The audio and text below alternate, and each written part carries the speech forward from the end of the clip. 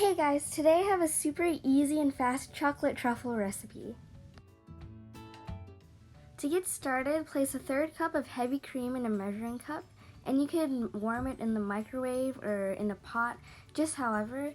Then you're going to add a heaping half cup of chocolate chips. The chocolate won't melt immediately, so you have to give it a couple mixes and let it sit for around 5 minutes. Then it'll be super shiny and glossy.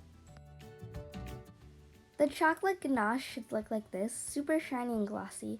If there are some chocolate bits that did not melt, you can microwave it for another 10 seconds. You're going to place this ganache into the freezer for an hour or in the fridge for 5 hours. Once the ganache is set, I'm going to use a cookie scoop to roll out the balls.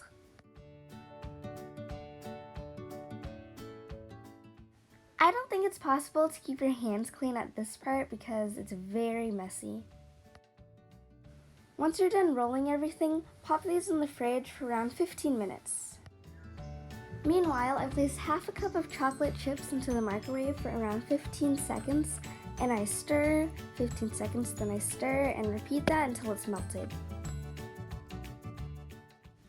When the chocolate was done melting, I placed around a quarter teaspoon of coconut oil, so that way my chocolate can be more thin.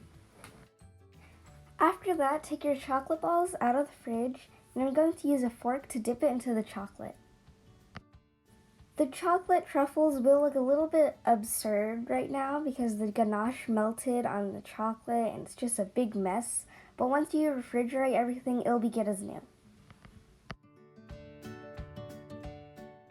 This step is optional, but after my chocolate was done setting, I melted some white chocolate and I drizzled some on the truffles.